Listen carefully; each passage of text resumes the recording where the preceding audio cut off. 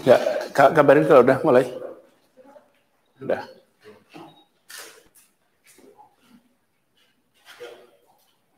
Oke. Assalamualaikum warahmatullahi wabarakatuh. Hari ini adalah hari terakhir kita di DKI Jakarta menerapkan PSBB tahap ketiga. Karena itu dalam kesempatan ini saya akan menyampaikan perkembangan dan apa yang sudah kita lakukan kemarin dan apa yang akan kita lakukan ke depan. Selama 13 minggu kita menjalani masa pandemi COVID, gugus tugas percepatan penanganan COVID-19 di DKI Jakarta, kita bersama para ahli epidemiologi terus memantau perkembangan dengan menggunakan semua parameter yang ada. Dan kami di DKI Jakarta selalu mengandalkan pandangan ilmuwan, pandangan para pakar, dan bekerja bersama khususnya mereka-mereka yang terkait dengan bidang kedokteran, bidang kesehatan masyarakat. Ketika kita membahas mengenai rencana ke depan, Ikatan Perhimpunan Dokter Paru Indonesia, Ikatan Ahli Epidemiologi, kemudian juga dengan Perhimpunan Ahli Penyakit Dalam, Perhimpunan Geriatri Medik Indonesia, Perkumpulan Obstetri dan Ginekologi, dan juga tim ahli kesehatan masyarakat dari Fakultas Kesehatan Masyarakat di Universitas Indonesia. Jadi kita mencoba untuk melihatnya secara komprehensif, tidak hanya mengandalkan 1-2 parameter saja. Jadi kita tidak hanya melihat nilai reproduksi virus yang biasa disebut sebagai RT, RT, untuk jadi perhatian kita, tapi juga parameter-parameter lain. Misalnya, tingkat kasus positif, tingkat kematian, kapasitas rumah sakit yang terisi, tren jumlah tes, kesiapan fasilitas dan alat kesehatan, kondisi tenaga kesehatan, penambahan ODP, PDP, juga tingkat kesembuhan pasien.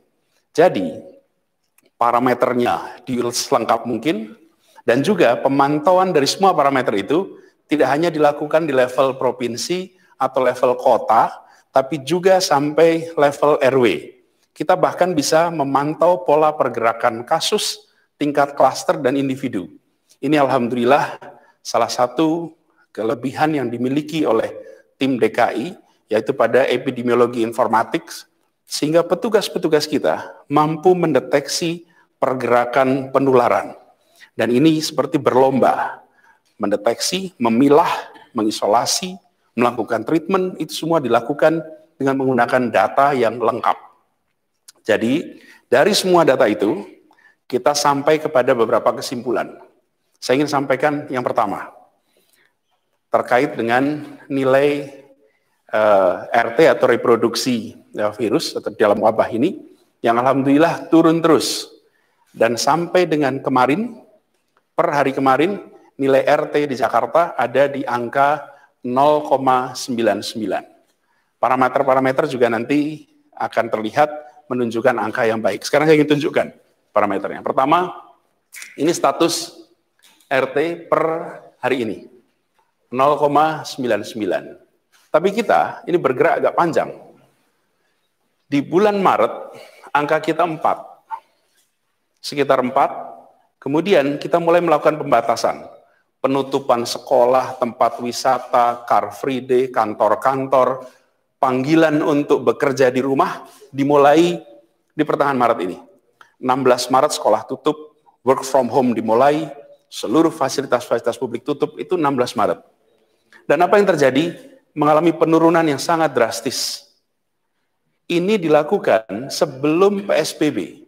Jadi ketika PSBB tahap pertama dimulai, pada tanggal 10 April, kemudian tahap kedua juga kita teruskan, angka yang paling drastis turunnya adalah di masa bulan Maret dan April. Ini artinya kerja bersama ke seluruh penduduk Jakarta. Tanpa itu tidak mungkin turun. Apa artinya angka ini? Kalau angka 4 kira-kira begini artinya. Kalau skornya 4 artinya 1 orang menularkan pada 4 orang. Kalau angkanya 3 artinya satu orang menularkan pada 3. Kalau 2 juga begitu. Kalau 1 menularkan pada 1. Bila di bawah 1 artinya sudah tidak menularkan. Atau dengan kata lain, selama nilai atau angka R di atas 1, maka wabah akan terus bisa berkembang. Ketika R-nya di bawah 1, maka wabah ini sudah terkendali dan bisa menurun. Alhamdulillah, Jakarta di akhir Mei, di awal Juni menunjukkan angka yang turun. Di sini lihat angkanya. 18 Mei kita masih 1,09, bergerak terus sampai sekitar 1,03, 31 Mei angka kita 1, lalu 1 Juni 0,9, 2 Juni 0,9, 3 Juni 0,9.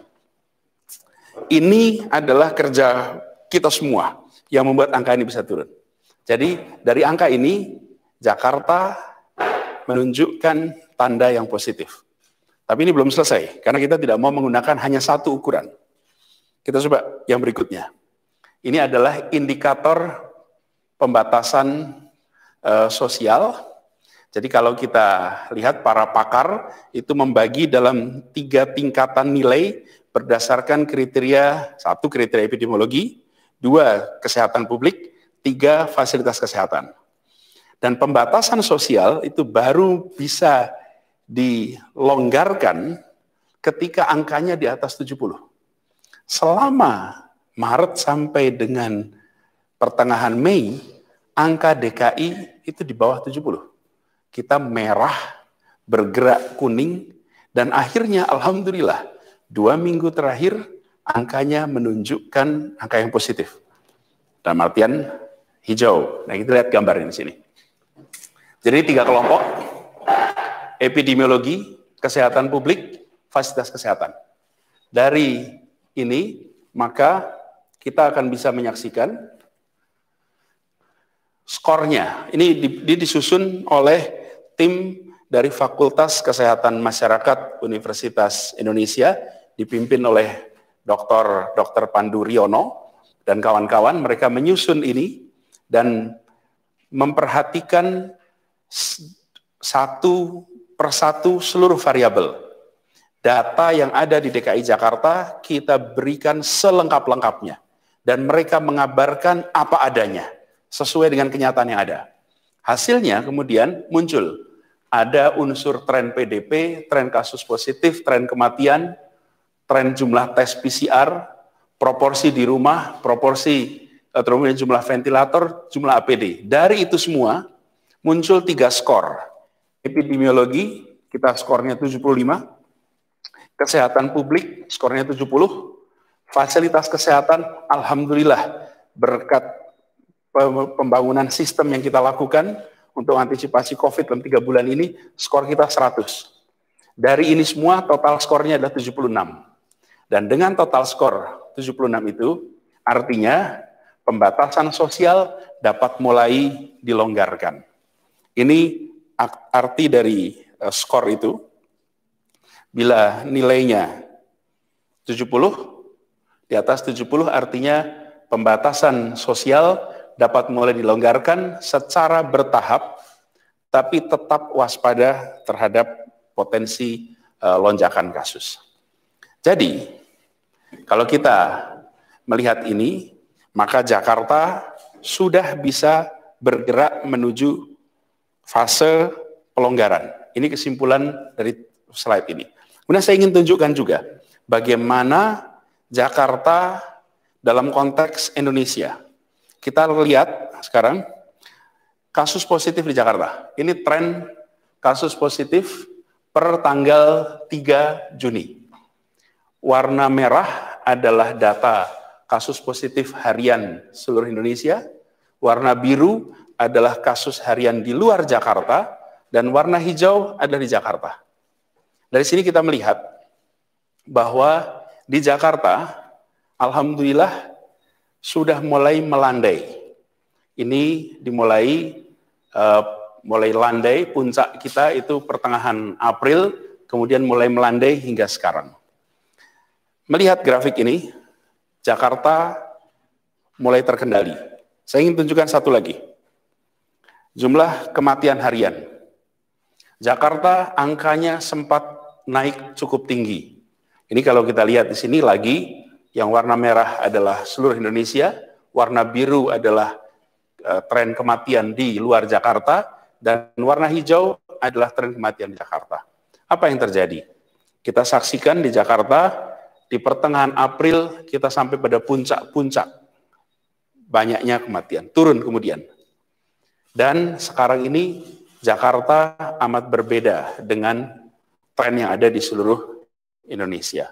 Ini satu faktor yang membuat kita semua merasa sudah saatnya kita menengok kembali betapa kedisiplinan bersama itu penting. Karena angka ini tidak didapat kerja 1-2 orang, tapi kerja semuanya. Dan ada satu yang perlu saya garis bawahi. Setiap kebijakan yang dilaksanakan dengan disiplin oleh seluruh masyarakat akan memberikan dampak, tapi baru muncul 2-3 minggu kemudian. Jadi ketika kita memutuskan untuk melakukan pengetatan di bulan Maret, maka Maret, awal April, baru kemudian 2-3 minggu kemudian muncul efeknya. Trennya baru melandai, dan ini kita lihat angka sini sesudah 2-3 minggu dari sebuah kebijakan itu dilakukan. Saya garis bawahi, ini adalah hasil kerja bersama. Yang bersama-sama di rumah, yang bersama-sama tidak perberkian, yang bersama-sama pakai masker, yang selalu menjaga jarak, yang selalu cuci tangan rutin, yang selalu disiplin menjaga protokol kesehatan. Dampaknya angka ini muncul di Jakarta. Jadi 2 sini bukan kerja sendirian, ini kerja kita semua. Lalu bagaimana dengan potret Jakarta secara detail? Ini tadi gambaran umum. Tapi Jakarta itu bukan satu kota kecil, ini adalah kota besar yang masih menyisakan juga masalah. Jakarta ini penduduknya 11.058.944 orang. Itulah penduduk yang ada di Jakarta. Tersebar di 44 kecamatan, 267 kelurahan, 2.741 RW. Karena kita memiliki data sampai level RW, kita tahu kondisinya berbeda-beda. Nah, inilah yang saya ingin gambarkan juga. Bahwa tadi kita punya potret besarnya. Sekarang kita coba lihat. Ternyata kita menemukan bahwa di Jakarta ini ada 66 RW dengan laju incident rate yang tetap masih harus dapat perhatian khusus. Tapi saya perlu berikan proporsinya ya. Jumlah RW ada 2.741, 66 ini adalah 2,4% dari seluruh total RW. Yang 97,6% alhamdulillah relatif terkendali. Jadi ini adalah petanya. Kalau kita lihat ini Kepulauan Seribu, ini wilayah daratan Jakarta. Ada wilayah-wilayah yang masih perlu penanganan khusus. Ini kita lihat titik-titiknya ada di situ. Nanti kita akan melakukan pengendalian yang ketat. Jadi pada wilayah yang di sana masih memiliki insiden rate yang tinggi, kita masih terus tetap perlu tinggal di rumah. Segala kegiatan sosial ekonomi masih harus tutup. Tetap dilakukan kerja dari rumah, keluar masuk wilayah harus ada pengaturan, dan pergerakannya nanti akan diatur oleh para wali kota sesuai dengan karakteristik di daerahnya masing-masing. Jadi kita berharap tempat-tempat ini jadi perhatian, tapi saya harus sampaikan bahwa pengendalian ketat itu bukan hanya di 66 RW, seluruh wilayah Jakarta masih harus mengikuti protokol pola hidup yang sehat. Apalagi tetangga-tetangga RW 66 itu. Ini nanti ada listnya, kita akan umumkan. Dan mari kita bantu saudara-saudara kita yang berada di 66 RW ini untuk bisa segera berubah, karena mereka saat ini masih dalam status, kalau warna tadi merah, masih ada kasus, mudah-mudahan bertahap akan hilang. Nah, kemudian saya ingin tunjukkan di mana lokasi-lokasi itu. Ini lokasinya. Jadi di seluruh Jakarta, 66 itu tersebar. Di Jakarta Barat ada 15 RW, di Jakarta Pusat ada 15 RW, Jakarta Selatan ada 3 RW, lalu di Jakarta Utara ada 15 RW, Jakarta Timur juga 15 RW, di Kepulauan Seribu ada di 2 pulau. Kalau di Kepulauan Seribu pembagiannya bukan berbasis RW tapi berbasis pulau. Saya perlu garis bawahi di sini. Jakarta Selatan. Di bulan Maret, Jakarta Selatan ini merah. Disinilah kita menemukan kasus paling banyak di bulan Maret. Ini kalau saya gambarkan nih. Ini daerah selatan ini. Itu kawasan yang dulu merah semuanya. Hari ini hijau kuning. Artinya kita bisa mengubah. Dan terjadi, dan terbukti. Sekarang kita masih punya sisa nih. Sisanya di 66 RW. Di tempat ini, PR-nya belum selesai. Kita masih harus menangani secara khusus.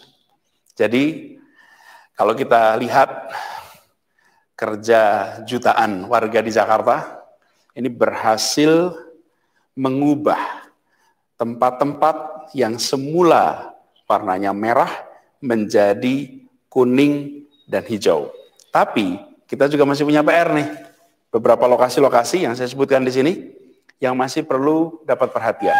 Nah, tempat-tempat ini 66 RW ini nantinya kita akan melakukan kegiatan pemantauan, pengetesan, kemudian juga termasuk bantuan sosial khusus untuk wilayah yang berada di dalam status wilayah pengawasan ketat. Jadi melihat itu semua, hasil kerja jutaan orang di Jakarta yang sudah menghasilkan zona merah jadi hijau, maka kami di gugus tugas percepatan penanganan COVID-19 di DKI Jakarta, kita memutuskan untuk menetapkan status PSBB di DKI Jakarta diperpanjang dan menetapkan bulan Juni ini sebagai masa transisi. Secara umum sudah menjadi hijau kuning, ada wilayah-wilayah yang masih merah, karena itu kita masih berstatus PSBB, tapi di sisi lain kita sudah memulai melakukan transisi. Transisi menuju apa? Kita melakukan transisi dari ketika kita melakukan pembatasan sosial masif menuju kondisi aman, sehat, produktif. Jadi, kalau digambarkan, masa yang kita akan masuki, ini adalah masa di mana ini pra-pandemi, lalu kemarin, Maret, April, Mei, kita berada di masa 13 minggu ini, di masa pembatasan berskala besar. Saat ini statusnya tidak berubah, tetap PSBB, tapi kita mulai melakukan transisi di bulan Juni ini. Menuju apa? Menuju aman, sehat, produktif. Kita ingin Jakarta kembali menjadi kota yang aman, kota yang sehat, kota yang bebas dari virus COVID, dan masyarakatnya bisa berkegiatan sosial ekonomi. Nah, dalam masa transisi ini, kegiatan sosial ekonomi sudah bisa dilakukan secara bertahap dan ada batasan yang harus ditaati. Periode ini menjadi periode transisi, seperti saya katakan tadi, menuju kegiatan sosial yang memberikan manfaat bagi masyarakat luas. Periode ini juga adalah periode edukasi, periode pembiasaan terhadap pola hidup sehat, pola hidup yang aman, pola hidup yang produktif sesuai dengan protokol COVID. Nah, saya perlu garis bawahi di sini bahwa fase pertama dimulai dengan melakukan pelonggaran hanya, saya ingin garis bawahi, pelonggaran hanya atas kegiatan yang memiliki satu, manfaat besar bagi masyarakat, dua, efek risiko yang terkendali. Ini di fase pertama. Dan kita berharap fase pertama ini bisa tuntas di akhir bulan Juni ini. Bila kita berhasil melewati fase bulan Juni ini dengan baik, dan baik itu artinya apa? Tidak ada lonjakan kasus yang berarti, Semua indikator-indikator yang tadi kita sebutkan itu menunjukkan stabilitas. Maka kita bisa masuk ke fase kedua. Apa itu fase kedua? Kelonggaran di bidang-bidang yang lebih luas lagi. Nah, dalam masa transisi ini, semua peraturan mengenai sanksi terhadap pelanggaran pembatasan tetap berlaku dan akan tetap ditegakkan. Mulai dari kegiatan usaha sampai kegiatan kemasyarakatan tidak ada perkecualian. Dan pelanggaran kewajiban dari masyarakat untuk menggunakan masker akan ditegakkan.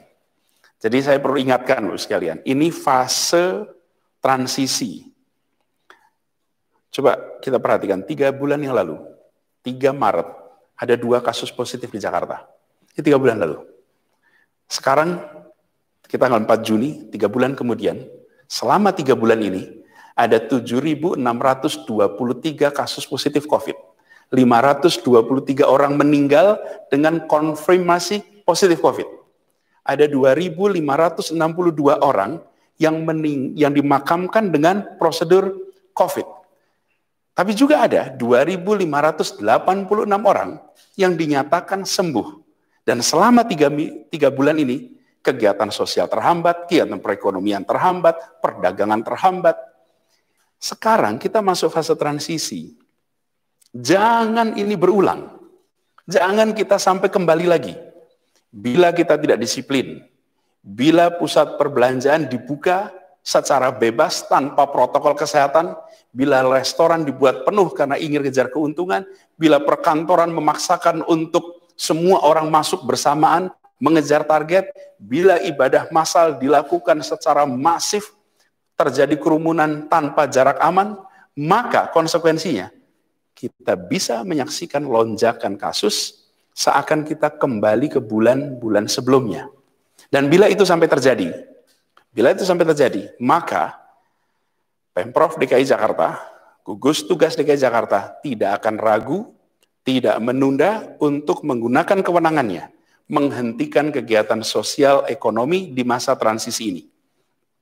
Jadi, salah satu mekanisme yang dimiliki dalam masa transisi ini adalah mekanisme yang biasa disebut sebagai kebijakan rem darurat atau emergency brake policy. Kita sedang transisi, bila ternyata kondisinya mengkhawatirkan, direm, dihentikan semuanya. Inilah prinsip yang kita gunakan. Dan saya ingin sampaikan kepada semua, dalam situasi ini, prinsip masa transisi ini ada beberapa. Ini berlaku untuk seluruh wilayah. Pertama, kita tahu bahwa masa transisi hanya warga yang sehat yang boleh berkegiatan di luar rumah. Bila Anda merasa tidak sehat, tidak bugar, tinggal di rumah. Yang kedua, ini prinsip mendasar. Semua kegiatan, apapun itu, semua tempat, apapun tempatnya, kapasitas maksimal adalah 50% yang digunakan. Bila sebuah ruangan kapasitasnya 100, maka yang boleh hanya 50 penggunanya. Bila kantor terbiasa satu kantor beroperasi 1.000 orang, maka 500 orang bekerja dari rumah, 500 orang bekerja di kantor. Ini adalah prinsip di masa transisi ini. Jadi hanya yang sehat dan setengah kapasitas.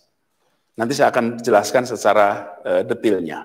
Lalu ada kegiatan-kegiatan tertentu yang warga usia lanjut, anak-anak, dan ibu hamil belum boleh mengikuti kegiatan. 3 kelompok ini, di antara mereka-mereka yang punya penyakit juga, adalah kelompok yang rentan. Lalu, prinsip yang keempat, ada kewajiban untuk menggunakan masker. Kita perhatikan di sini. Selalu pakai masker jika berada luar rumah. Jangan sampai tidak pakai masker. Bila tidak menggunakan masker, Anda akan kena denda Rp250.000. Dan DKI sudah membagikan 20 juta masker gratis untuk seluruh masyarakat di Jakarta. Sehingga tidak ada alasan untuk tidak punya masker. Dan bila masih perlu masker, silakan datang kantor kelurahan.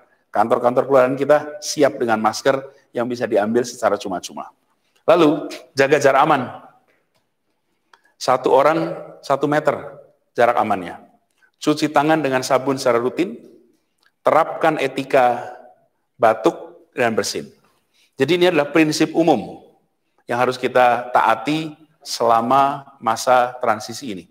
Nah, masa transisi dimulai besok sampai dengan selesai. Tidak disebutkan sampai kapan karena kita harus mengandalkan pada angka-angka dari semua indikator. Bila stabil, kita akhiri akhir Juni. Bila belum, maka kita perpanjang masa transisi ini. Karena itu kita membutuhkan kita semua bekerja bersama seperti kemarin. Pada saat 3 bulan kemarin itu kita kerja sama, kita lakukan keseriusan berada di dalam rumah, dan apa yang terjadi? Angka-angka itu muncul. Jadi, terus sekalian, saya ingin jelaskan sekarang beberapa protokol penting yang harus jadi perhatian selama masa transisi ini. Pertama, untuk di rumah. Di rumah, cuci tangan setiap kembali dari bepergian. Lalu, batasi tamu untuk bisa jaga jarak aman di dalam rumah. Jadi kalau di rumah terima tamu, pastikan menggunakan prinsip masa transisi. Lalu, utamakan jalan kaki dan sepeda, ini untuk pergerakan penduduk. Kendaraan bermotor, baik sepeda motor maupun mobil, bisa beroperasi dengan protokol kesehatan. Jadi, kendaraan-kendaraan umum juga bisa beroperasi, dan kendaraan umum ini beroperasi dengan 50% kapasitas dengan menggunakan prinsip jaga jarak. Lalu kendaraan non-umum seperti ojek dan mobil itu bisa beroperasi dengan protokol COVID. Lalu ada hal penting yang perlu jadi perhatian terkait dengan pendidikan. Kami di gugus tugas memutuskan bahwa belajar mengajar di sekolah belum dimulai dahulu. Tidak akan dimulai sampai kondisinya aman. Jadi bila kondisi masih belum dianggap aman, maka kegiatan belajar mengajar masih belum kita lakukan.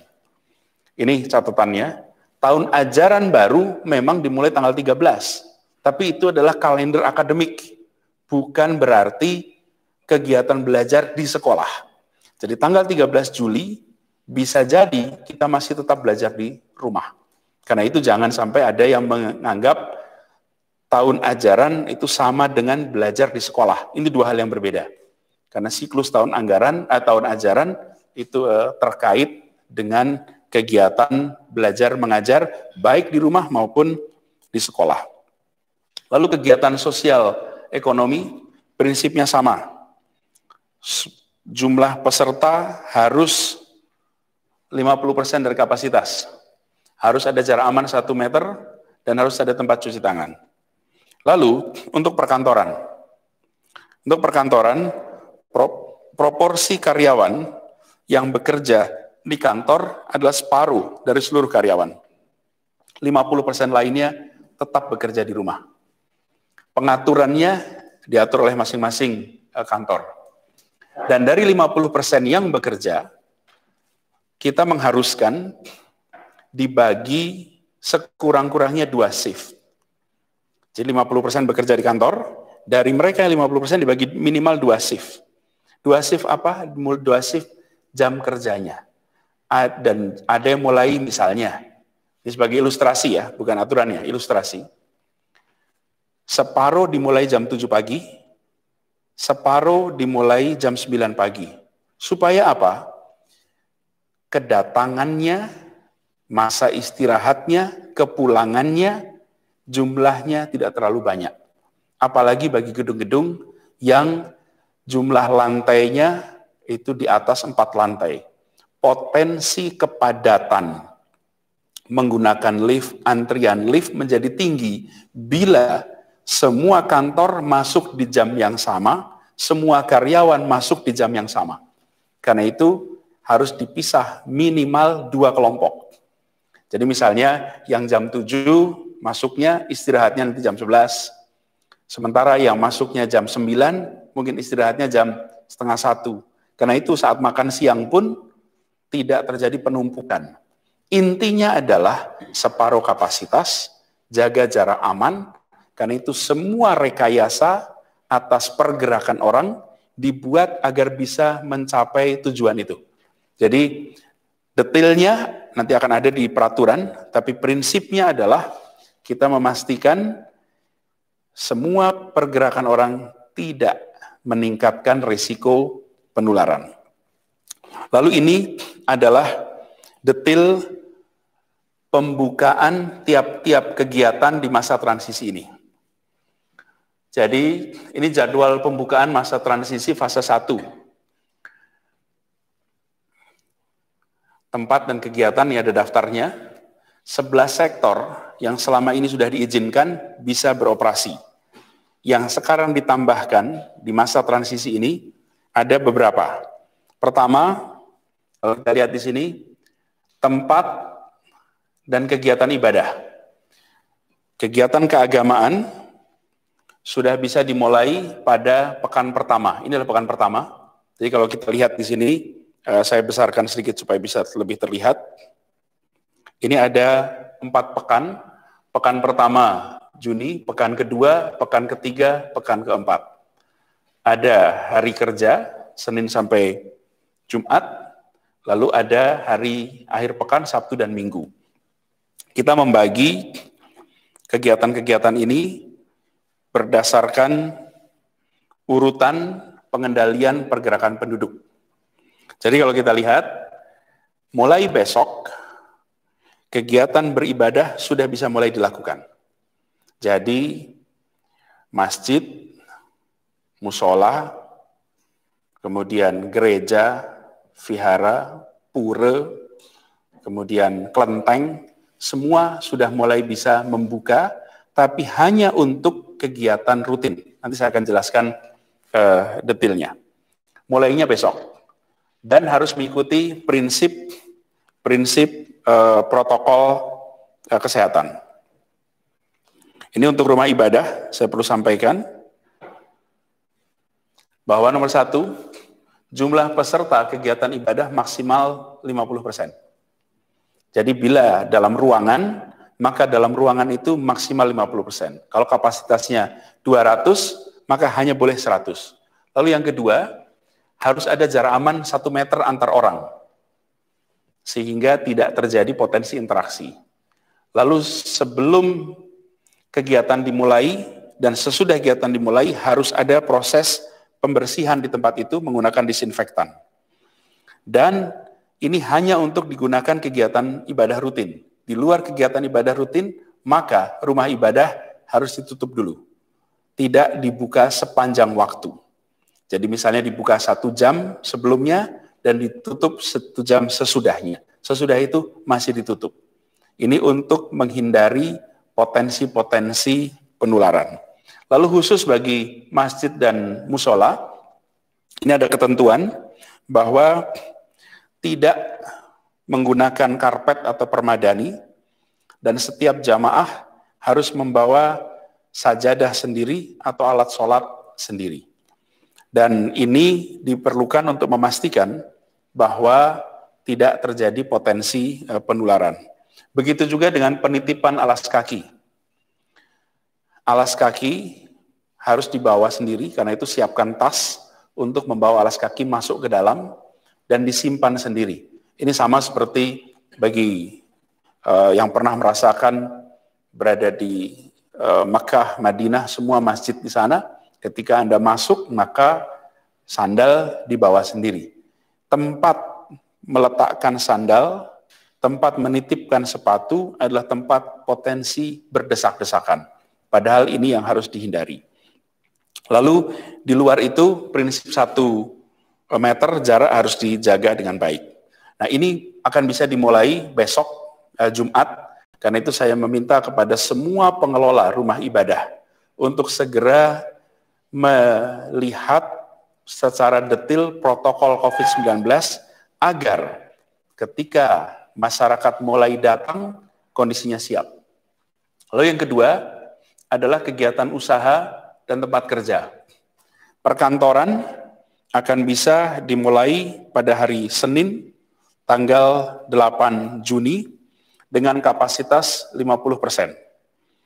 Rumah makan juga bisa dimulai hari Senin, tanggal 8 Juni, juga 50%.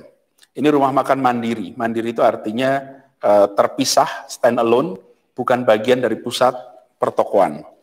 Perindustrian, pergudangan, lalu pertokoan retail yang sifatnya berdiri sendiri, bukan bagian dari pertokoan, pusat pertokoan, itu bisa semuanya beroperasi mulai hari Senin, tanggal 8 Juni. Lagi-lagi, kapasitas tamu yang boleh masuk hanya 50%, semua pengaturan di dalam harus mengandalkan jarak 1 meter.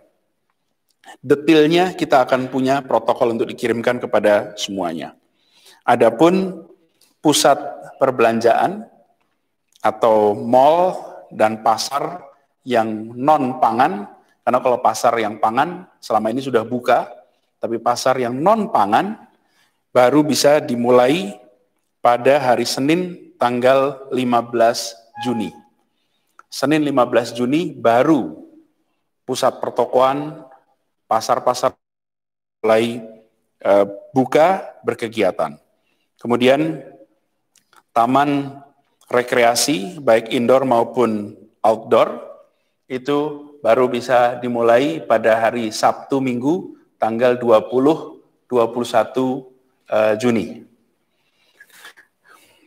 Kemudian kegiatan sosial budaya, kegiatan olahraga outdoor sudah bisa dilakukan mulai besok. Adapun perpustakaan, museum, galeri, Erpetra, itu semua bisa dimulai pada hari Senin tanggal 8 Juni. Pantai, itu semua juga tanggal 8 Juni. Jadi, prinsipnya adalah ini sektor-sektor yang mulai dibuka pada masa transisi, tapi lagi-lagi 50% kapasitas dan jarak aman dijaga. Bagaimana dengan pergerakan penduduk? Mobilitas kendaraan pribadi sudah bisa sekarang digunakan secara full, kendaraan sepeda motor ataupun mobil itu beroperasi dengan 50% kecuali bila digunakan oleh satu keluarga. Mobil dengan satu keluarga bisa digunakan 100% kapasitas. Motor silakan boncengan bila satu keluarga, bapak dan ibu, bapak dan anak, ibu dan anak, tidak ada masalah. Kemudian taksi dan lain-lain beroperasi dengan protokol COVID. Angkutan umum seperti yang disampaikan 50% kapasitas. Jadi MRT Transjakarta akan beroperasi dengan jam normal, dengan headway yang singkat, tetapi kapasitas per gerbongnya hanya 50%. Kapasitas per bis hanya 50%. Juga stasiun dan halte, tempat menunggunya dengan dibuat jarak. Antriannya harus minimal 1 meter. Nah, ini semua adalah masa transisi di fase 1. Nanti di akhir Juni kita akan melakukan evaluasi. Apakah indikator-indikator tadi menunjukkan aman? Bila aman, kita bisa mulai dengan fase 2. Tapi bila di tengah jalan ada masalah, ini yang warna merah ini penanda bahwa gugus tugas bisa menghentikan masa transisi. Kalau menghentikan artinya apa? Semua ini kembali tutup. Perkantoran tutup, pertokoan tutup, rumah ibadah tutup. Kegiatan-kegiatan yang dilonggarkan bisa kembali tutup. Bila di tengah jalan kita menemukan angka yang mengkhawatirkan. Jadi penting sekali bagi kita semua untuk menjaga kedisiplinan itu. Lalu saya nanti akan kita akan sampaikan detail protokolnya, dan semua yang saya sampaikan di sini akan disebarluaskan sehingga seluruh masyarakat bisa membaca secara detail, rinci apa-apa saja yang menjadi protokol. Sebagai contoh misalnya, pasar dibuka dengan kapasitas 50%. Artinya apa 50% kalau pasar itu? Artinya kios-kios, Toko-toko di dalamnya dibuka berdasarkan harinya. Toko dengan nomor ganjil buka di tanggal ganjil, toko dengan nomor genap dibuka di tanggal genap. Jadi beroperasi separuh di situ. Jadi prinsip-prinsip seperti ini yang akan kita gunakan di semua sektor. Harapannya adalah tadi, sehat, aman, produktif. Lalu ini adalah fase kedua yang nanti akan bisa terjadi, tapi waktunya belum tahu kapan. Kegiatan keagamaan yang sifatnya pengumpulan massa, jumlahnya banyak, masih belum diizinkan. Ketika kondisi sudah terkendali, nanti baru ini bisa dilakukan. Yang kedua, sekolah, pendidikan, baik dari mulai PAUD, TK, RA, BA, kemudian sekolah madrasah, di Jakarta perguruan tinggi, semua sama, tempat kursus, penitipan anak, itu semuanya masih menunggu. Begitu juga dengan kegiatan-kegiatan usaha lainnya, ini masih menunggu di fase 2. Jadi, kembali kepada fase 1, ini adalah sektor-sektor kegiatan-kegiatan yang diizinkan mulai beroperasi. Bapak Ibu sekalian, saya ingin sekali lagi menegaskan bahwa kita berharap kegiatan jalan terus, tapi protokol diikuti dan Jakarta tetap aman. Sehingga dengan demikian kebijakan rem darurat tidak perlu kita lakukan. Ini adalah gambaran yang akan kita kerjakan selama 1 bulan di masa status tetap PSBB sambil kita melakukan transisi menuju kondisi aman, sehat, produktif. Jadi dalam kesempatan ini izinkan kami mengakhiri pada seluruh warga Jakarta bahwa sudah 13 minggu kita menjalani masa pandemi. 13 minggu kita menerapkan pembatasan sosial. Ini semua butuh keteguhan, butuh kedisiplinan, butuh kesabaran, sesuatu yang tidak mudah. Tapi kita berhasil melakukan ini bersama-sama. Dan tadi lihat, usaha kolektif kita sudah berhasil melandaikan penyebaran. Seperti kondisi sekarang ini bukan kerja kecil, ini bukan kerja sendirian. Ini adalah kerja kolosal.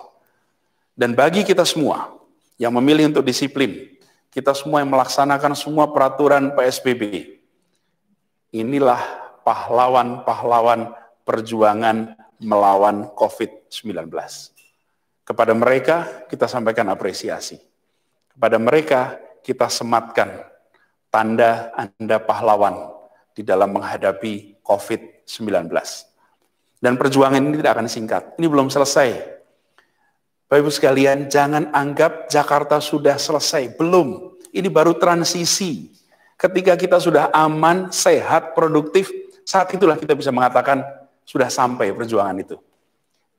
Ini masih memerlukan usaha kita lagi. Tapi apa yang sudah kita kerjakan 13 minggu ini sudah menunjukkan hasil yang boleh kita sampaikan, alhamdulillah kita syukuri. Nah, perjuangan ini panjang. Dalam perjuangan ini seperti lari maraton. Ini butuh strategi, butuh stamina untuk melewati masa pandemi ini. Dan Jakarta memang belum tuntas, tapi kita sudah memulai awal yang baik. Dalam perjuangan melawan COVID, kita butuh persatuan. Ini kita sudah tunjukkan di Jakarta. Dalam kenyataannya, virusnya tidak membeda-bedakan kita. Siapa saja bisa kena, di mana saja, kapan saja. Apapun seragamnya, apapun bajunya, apapun pikirannya, apapun yang dituliskan. Mau dituliskan di sosmed, mau dituliskan dimanapun, semua punya risiko yang sama. Dan alhamdulillah kita sekarang sudah masuk masa transisi. Pelajaran penting dari yang kita alami di Jakarta adalah kerjasama dan ketaatan pada garis kebijakan pemerintah. Ketika kita kerja bersama, kita kerjasama, kita taat pada garis kebijakan, terjadilah itu. Perhatikan tadi angka yang turun drastis. Kenapa? Karena ketika ada panggilan kerja di rumah, kita memilih untuk kerja di rumah. Ketika ada perintah untuk kita belajar dari rumah, kita belajar di rumah. Ketika kita melakukan pembatasan pergerakan, Jumlah pengguna kendaraan pribadi turun. Di Jakarta tinggal 45%. MRT penumpangnya tinggal 10%. Kemudian Transjakarta penumpangnya tinggal 10-12%. Seluruh wilayah merasakan pergerakan itu. Karena itu, saya ingin mengajak kepada semua. Jadi, untuk ambil pengalaman dari kasus ini. Saya dan gugus tugas di Jakarta ini merasakan besarnya dan kompleksnya upaya penanganan selama 3 bulan ini. Apalagi di skala nasional. Karena itu saya mengajak kepada semua, kita harus bersatu, kita harus searah, kita harus mendukung semua usaha yang dilakukan oleh pemerintah pusat untuk mengendalikan wabah ini. Beban presiden, beban pemerintah pusat itu tidak kecil, tugasnya tidak sederhana. Bila kita semua tidak mendukung, tidak bekerja bersama, maka ini dari pengalaman kita di Jakarta, sulit untuk bisa mengendalikan penularan COVID ini. Kita di Jakarta mengalami, karena kerja bersama, karena ketaatan, karena saling mendukung, jadilah. Ya, ruang kritik harus ada, masukan harus tetap ada. Tapi ini adalah masa di mana kita harus bersatu. Bersatu melawan musuh yang tidak terlihat, virus yang tidak membeda-bedakan. Dari pengalaman Jakarta, ini adalah saatnya saling mendukung. Ini saatnya saling merangkul. Ini saatnya saling mengapresiasi. Ini bukan saatnya saling menyudutkan. Bukan saatnya saling menyalahkan. Ini justru saatnya bersatu padu. Ini masa menyelamatkan perjalanan sejarah bangsa Indonesia. Dan tiap angkatan punya tantangan. Tantangan angkatan 2020 adalah bersatu bangsa ini mengalahkan pandemi COVID-19. Karena itu, mari kita semua tunjukkan bahwa generasi ini sanggup mengalahkan pandemi itu.